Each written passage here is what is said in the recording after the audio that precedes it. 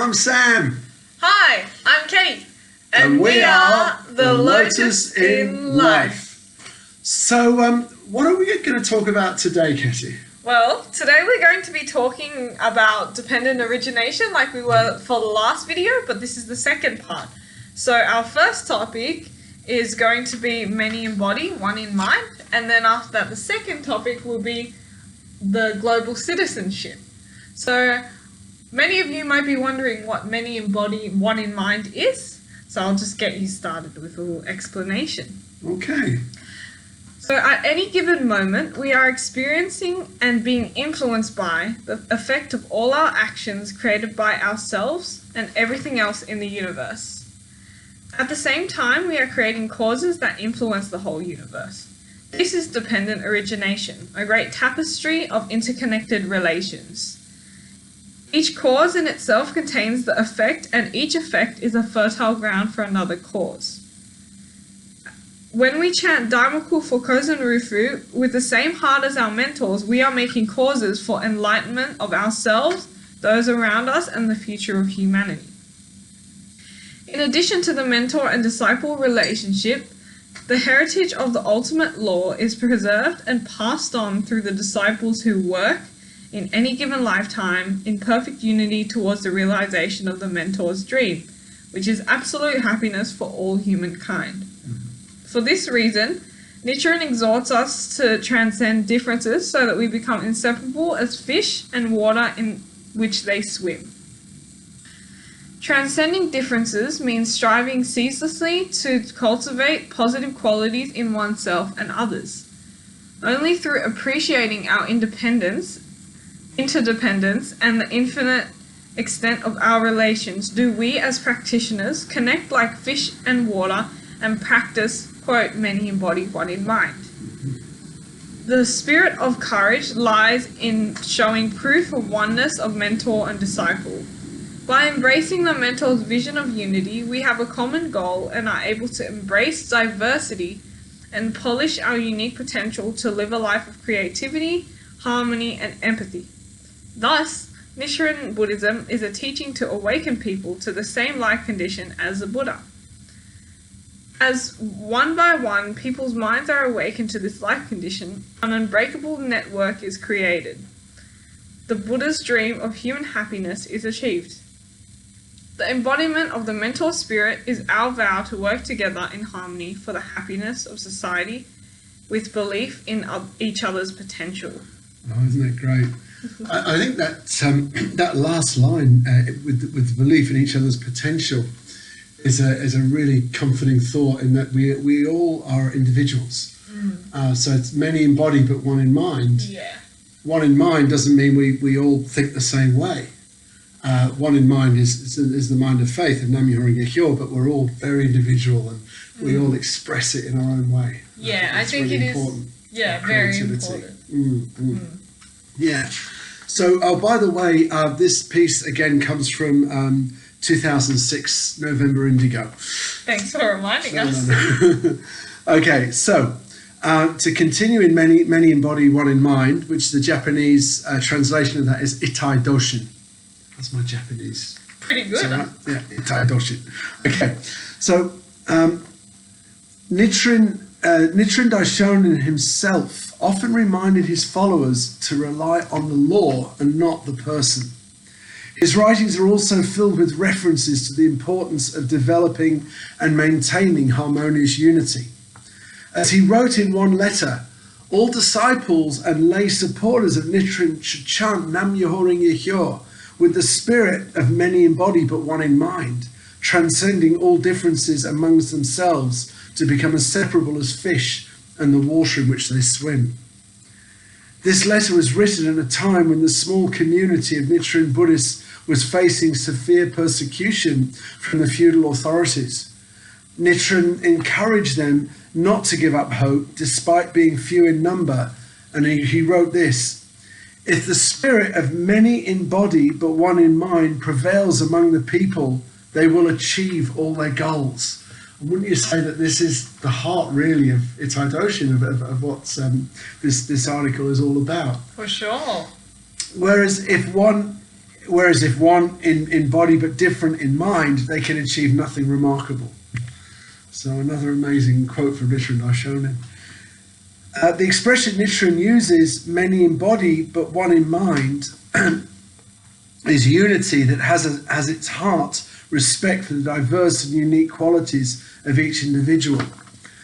Such unity arises, to quote SGI President Ikeda, when people treasure each other as unique and irreplaceable individuals and try to bring out the best in each other.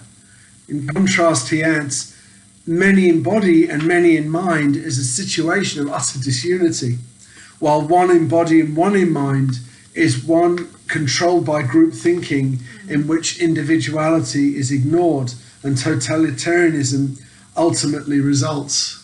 That's what you were saying before, wasn't it? That it's beautiful that we have this diversity that we encourage rather than trying to force everyone to think the same. Absolutely. Yep. Absolutely. So the phrase one in mind does not mean to adopt a standardized uniform set of values or way of thinking, as you just said. Yeah.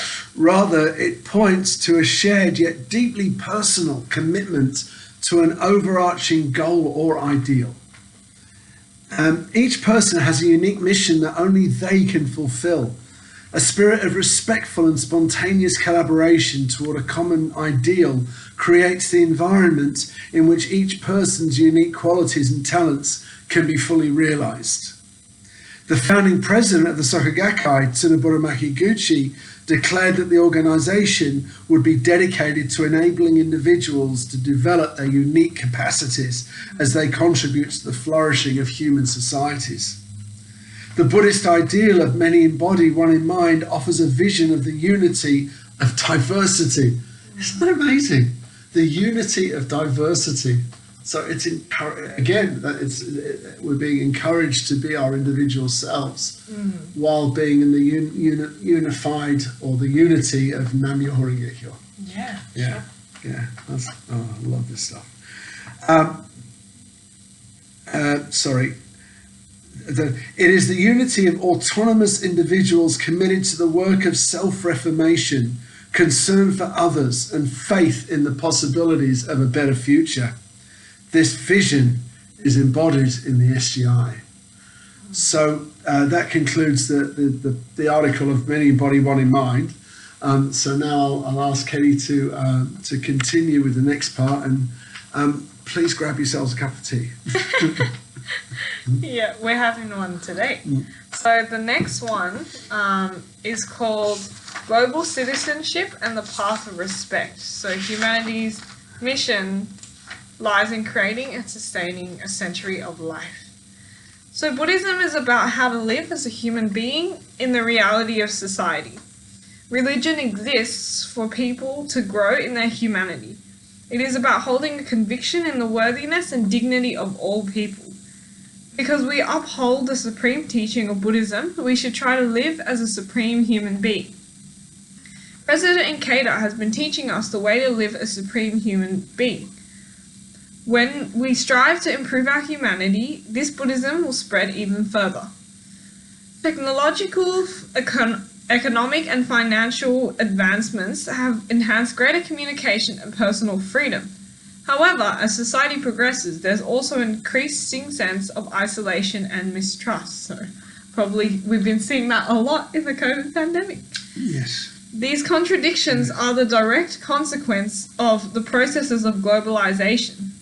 In addition, man-made conflicts and natural disasters have left many feeling overwhelmed and helpless. On one hand, we feel powerfully charged. On the other, we feel helplessly out of control. But what globalization has ignored significantly is that the most fundamental building block of any social framework is a human being. What kind of individual is needed to conquer selfish urges and accept responsibility for the betterment of society and the conditions of human existence today? The answer is the global citizen.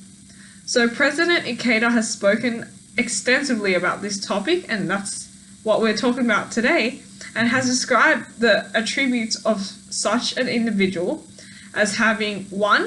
the wisdom to perceive the interconnectedness of all life and living. 2, the courage to not fear or deny differences, but to respect and strive to understand people of different cultures and to grow from encounters with them. And 3, the compassion to maintain an imaginative empathy to those suffering in distant places.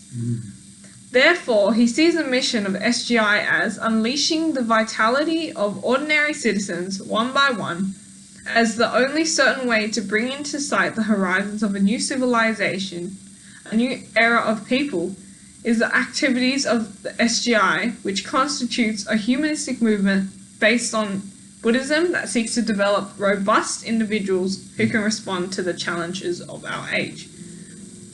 Each of the founding presidents of the SGI made invaluable contributions to the cultivation of such citizens. Makiguchi with value creation, Toda with the human revolution, and Ikeda with humanism and global citizenship. Our human revolution is absolutely critical if we are to release the deadlocks that are occurring on global level, and it is up to each of us to make a commitment to practice the ideals of value creation and Buddhist humanism. It is in this way that we are able to make an ongoing commitment to transcending differences and embracing every human as being precious and irreplaceable contributor to society. Dependent origination means the enormity of the global threats and unpredictable disasters that impact on humanity as a whole and are absolutely related to each and every one of us. The message of hope from the Lotus Sutra is that everything comes down to the individual and that our humanity is expressed in a relationship with other people, the antithesis of ego-driven individualism. By striving to create happy and value-creating families and communities, we can contribute on a global effect. It is exciting to think that the religion that we are practicing enables us to not only resist and overcome the negative influences within our lives and derive joy from this, it simultaneously gives us the impetus to support others to do the same. We must not underestimate the power of prayer to break through the deadlocks to the peaceful coexistence that even attempts at dialogue and peace work cannot initially achieve. So then comes this story that I'm sure you guys have heard, but I don't know if you really understand. For me, it was definitely, I've heard the name around, but I had to learn more about it. About the Bodhisattva never disparaging, a path of respect. Have you heard of it, Sam? Yeah. Very famous. I've been studying him a little bit lately. Oh, that's cool. Yeah, so the human heart is capable of both great nobility and violent brutality. The ability to direct the orientation of our heart is one of the characteristics that distinguishes us from other animals. One sees examples of noble possibilities of the human spirit in instances in everyday life. Yet the same heart conceived with dark currents of rage, bigotry, resentment, and self-deprecation. To understand the horrific extent of these impulses within us, one only has to examine the experiences of ordinary people caught up in the all too pervasive hell of the war. It is the simple orientation of our heart that ultimately determines whether we create societies characterized of joy and dignity or crippled by conflict, fear, and despair. It makes it very simple when it's put like that, doesn't it? It does. Yeah, very clear and concise. Yeah. Do we create societies characterized by joy and dignity or crippled by conflict, fear, and despair? It's a choice. No, it is. Yeah. For sure. Sorry to interrupt. No, I think it is good. I don't think we realize, because we think that it is so complicated to change societies, but ultimately it's a choice. Everyone has the choice to do this. And it's interesting also how it brings it down to a family or a community level. It starts with that and that spreads out. Yeah, and it shows us that change is achievable through just one person. Absolutely. Or one community. And dependent origination is really Itaidoshin. I think in that we're not separate from each other. No. Yeah. Or the environment either, from our last Or from environment, exactly. Yes. So Buddhism analyzes the dual potentialities of life in the following ways. It teaches us that all people, without exception, possess an enlightened Buddha nature that gives rise to limitless potential, positive potential, and which can bring wonder to our experience of living. An equally fundamental reality of life in each person, however, is delusional ignorance, which gives rise to evil. It is delusion, in fact, that makes it difficult for people to acknowledge their own capacity for either profound virtue or evil. So this we refer to as a fundamental darkness. Mm-hmm. How do we direct life towards its positive, value-creating potentials? This is conveyed in the story about the Bodhisattva never disparaging. Never disparaging is described as having lived in the remote past. It was his practice to bow in reverence to everyone he met and praise that person's inherent Buddha nature. This, however, only provoked violence and abuse in return. Never disparaging's assertion no doubt challenged people's deeply held negative assumptions about the nature of life. Their reactions, however, never managed to upset his conviction. He would simply retreat to a safe distance and repeat his obeisance, honoring the potential for good within his persecutors. Over time, as a result of these actions, never disparaging's humanity came to shine through to the extent that those who had despised him were moved to become his disciples and thus entered the path of attaining Buddhahood themselves. Isn't that incredible? Yeah. So people despised him, ended up chanting, not chanting in Shakyamuni's day, but changed their fundamental life state to become one of his, to become his followers. So instead of persecuting it, in other words, they went from persecuting him to becoming his followers. Yeah. And I think that's important to I think one of the most important things about this story is to have this conviction that's unshakable, and when realizing that their negative responses to you is not you, it's their reflections on life. And he realized that, and that's why he was unwavering and still believed that they can push through and see their own potential and therefore end up following it. Well put. Well put. Yeah. Thank you. So Nichiren writes, the heart of the Buddha's lifetime of teachings is the Lotus Sutra, and the heart of the practice of the Lotus Sutra is found in the Never Disparaging chapter. What does Bodhisattva Never Disparaging's profound respect for people signify? The purpose of the appearance in this world of Shakyamuni Buddha, the Lord of Teachings, lies in his behavior as a human being. While Buddhism is often regarded as a very abstract philosophy, in practice it is far from abstract, which is why we call it a Buddhist practice. The Buddha nature is not described in theoretical terms, but in the behavior of this humble bodhisattva. A Buddha is not an extraordinary being, but a person who is deeply conscious of the positive potential within him or herself and within all others, and who strives to help others bring forth this potential based on chanting Nam-myoho Renge-kyo. Nichiren clarifies that respecting others, as exemplified by the actions of Bodhisattva Never Disparaging, constitutes the essence of Buddhist practice and the correct way for human beings to behave.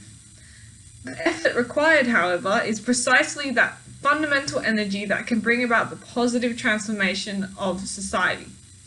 As SGI President Ikeda writes, the key to the flowering of humanity of which Buddhism speaks is steadfast belief in people's goodness and dedication to cultivating this goodness in oneself and others. Oh, absolutely. Yeah. Well said. Well read. Okay, so I'll continue now, Kitty. This is actually a dialogue between President Ikeda and Mr. Morinaka. So it goes like this, and these are actually excerpts from the World of Nichiren Daishonin's writing, installment 18. So President Ikeda starts off by saying, I would like to focus on the Daishonin's intention of the practice of Bodhisattva Never Disparaging as the method of practice for the latter day of the law. Of course, as we see in Letter from Sado, the Daishonin also explained to his followers that carrying out the practice of bodhisattva never disparaging, is not easy. Tell me about it. And that one who does so is sure to encounter persecution. Based on this understanding, the Daishonin indicates that bodhisattva never disparaging's practice of bowing in veneration to others while reciting the 24-character Lotus Sutra is the model for Buddhist practice in the latter day. And he says that never disparaging's actions constitute the practice of respecting others. And then Moranaka goes on to say, the 24-character Lotus Sutra that Bodhisattva never disparaging recited is as follows. I have profound reverence for you. I would never dare treat you with disparagement or arrogance. Why? Because you are all practicing the Bodhisattva's way and are certain to attain Buddhahood. And President Ikeda responds by saying, in other words, respecting others is the central thought of the Lotus Sutra and must comprise the core of our Buddhist practice. Bodhisattva never disparaging's words of veneration might be called the authority for our efforts to share the mystic law with others. Bodhisattva never disparaging's universal reverence for others indicates that all people, without exception, can attain Buddhahood. And then Moranaka responds with, well, professing to respect others in an abstract sense, people may often be guilty of unconsciously belittling and disrespecting others in some way. Isn't that? That's something we also need to be conscious of. I mean, there's the idea of cause and effect, and I'd just like to quickly mention the word cause here. You know, we make a cause not only in word and deed, like word and action, but also in thought. So we really need to be careful, I think, and mindful, really, of the way we're behaving in society. So President Ikeda goes on to say, such is the fearfulness of the ignorance and delusion lurking deep in people's lives, and that's why profound conviction and resolute courage are essential. Dortmund's courage is vital to our struggle to free one precious person after another from evil and guide them toward good. SGI members summon such courage daily and carry on the struggle in all kinds of situations, including in their activities to share the mystic law with others. And that's why they are strong. The vow that Nichiren Daishonin made when he proclaimed the establishment of his teaching was a declaration of a resolve never to retreat, no matter how terrible an evil or obstacle might lie ahead. I believe we can interpret this to mean that the determination never to falter in faith is itself the essence of enlightenment. To lead people to good in a world enveloped in the darkness of ignorance, actively confronting and refuting evil without being contaminated by it is an enormous challenge. Having the resolute conviction that we are like the lotus flower in the water, blooming serenely without being tainted by the mud from which it grows is indispensable. I love that analogy of the lotus growing from the mud. Yeah, it's my favourite as well. Yeah, it's beautiful. The firm conviction to break free of all temptations and distractions that ultimately causes us to disrespect others is the hallmark of a universal enlightenment of the Lotus Sutra. I emphasize this repeatedly, but there is nothing more deeply rooted than the insidious lures of ignorance. And President Ikeda goes on to say, Nichiren Daishonin inscribed the Gohonzon so that we can live in this evil age of the latter day and can activate our Buddha nature and bring forth the splendid flower of our humanity. Our inherent enlightened nature he bequeathed as the Gohonzon and taught that all people are equally worthy of the highest respect. We at the SGI have put this teaching into practice in our daily lives, and by doing so we have shared with the world the way to deeply respect the lives of all human beings. How infinitely precious is the immense beneficial power of the Gohonzon. How great is the practice of the Soka Gakkai. We must never forget this. I just want to read that again. How infinitely precious is the immense beneficial power of the Gohonzon. How great is the practice of the Soka Gakkai. We must never forget this. It's powerful, isn't it? It is powerful, and we'll be talking about it for our next topic as well. So stay tuned. Oh, good. That's timely. Good. So our lives take on profound meaning when we advance on the path of respect for all people. By persevering in the practice of venerating others after the manner of Bodhisattva, never disparaging, we can savour a true sense of happiness and purpose. President Akeda goes on to say, the Daishonin writes, what does Bodhisattva, never disparaging profound respect for people signify? The purpose of the appearance in this world of Shakyamuni Buddha, the Lord of teachings, lies in his behaviour as a human being, as he said earlier on. Put another way, Buddhism exists nowhere apart from our conduct as human beings. This is, as indicated by the passage, the true aspect invariably manifests in the 10 worlds, and the 10 worlds invariably manifest in life and its environment. Unless the mystic law is manifest in real living beings and in the lands of the 10 worlds, it is no more than theory and will be of no value to people. The fundamental purpose of Buddhism is to activate the world of Buddhahood within the behaviour, bearing and actions of real living beings. The behaviour of a Buddhist is characterised by faith in the Buddha nature, in ourselves and others. And by efforts to bring forth this Buddha nature, this also forms the basis of the humanism that we are promoting. You know, Ketty, I just feel that we're very privileged in this particular session to have had so much of Sensei's guidance before us. It's so profound and so deep. It is. And yet I think you all might agree out there, it's also attainable. You can understand it. Yeah, it was very lucky that we're talking about this, because recently as like lockdown lifted and like everything sort of is getting back to normal, like I'm starting to see all these different lifestyles again after sort of being isolated for a while. And it's strange that like all these negative thoughts come in my head, just sort of seeing only our differences and feeling out of place. But this article really emphasizes that we are all human and that to respect the diversity and believe in other people. And that's a skill that I'm still developing, but it's good that we had this article and I was able to get some guidance on that today. Yeah, it's incredible. There's no mistakes in Buddhism. It's all rhythm. It is. Yeah. So that brings us to the conclusion of Dependent Origination for these last two sessions.